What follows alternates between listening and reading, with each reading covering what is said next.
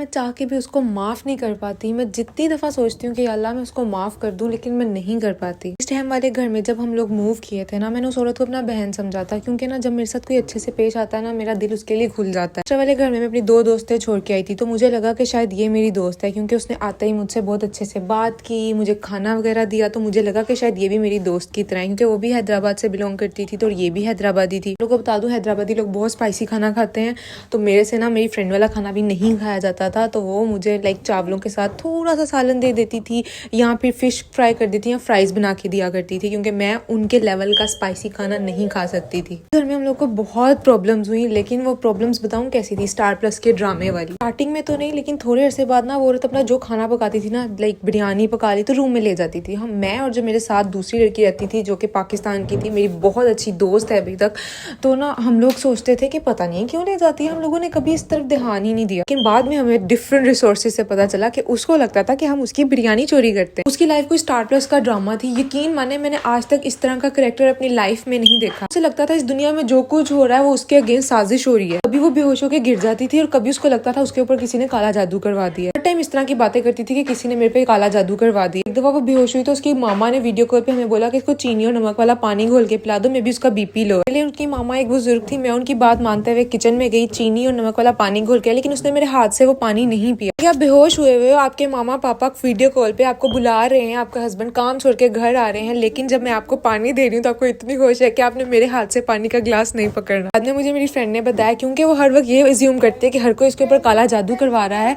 तो इसलिए वो तुम्हारे हाथ से कुछ भी मीठा नहीं काटती कि कहीं तुम उस पर जादू ना कर दो। स्पेशली आप लोगों को दिखाने के लिए मैंने अपनी उस टाइम की एक वीडियो ढूंढी है, जो कि मैंने टिकटॉक के बिल्कुल स्टार्ट में अपलोड की थी। ये था वो खूबसूरत कमरा जो कि उन्होंने हमें दिया हुआ था रहने के लिए एक बच्चे के साथ। अब दूसरा बेबी भी आ चुका था। जितना इस रूम का हम रेंट दे रहे थे ना, मेरे ख्याल से उनके पूरे घर की रेंट की मेजर कंट्रीब्यूशन थी। लेकिन हमें अलाउड नहीं था कि हम किचन की शेल्फ पे कोई चीज रख सके। उनके पास दावतें करने के पैसे थे, शॉपिंग करने के पैसे थे, लेकिन जिस बात की कमिटमेंट हुई थी कि इस घर में माइक्रोवेव और हूवर प्रोवाइड किया जाएगा हम लोगों को, जो कि शेयरिंग पे एक रूल होता है, वो नहीं प्रोवाइड करने के पैसे थे। मैं इस घर में आई थी, मेरा स्टार्ट में फोन गुम चुका था, मेरे पास मोबाइल फोन नहीं था, मेरे पास डाटा नहीं होता था, मेरा बेटा रूम से बाहर नहीं जा सकता था, और ये लोग वाईफाई नहीं लगवा रहे थे क्योंकि इनके पास पैसे नहीं थे। दिल से चाहती हूँ वो औरत या उसका हस्बैंड मेरी वीडियोस देखे, ताकि मेरे दिल की सारी बातें बहुत ही इत्मीनान से उस तक पहुंच जाए, क्योंकि कभी उसने मुझे बोलने का मौका ही नहीं दिया। मैं एक दफा हमें सुनने को जरूर मिलता था कि वो तहज्जुद गुजार है, जबकि हमने कभी ये हिस्सा होते देखा नहीं था। बट फिर भी जब भी आप तहज्जुद पढ़ रही हो तो एक दफा आंखें बंद करके ये जरूर इमेजिन कीजिएगा कि जो आपके घर के रेंट का मेजर चंक देते थे, क्या आप उनके साथ इंसाफ करती थी।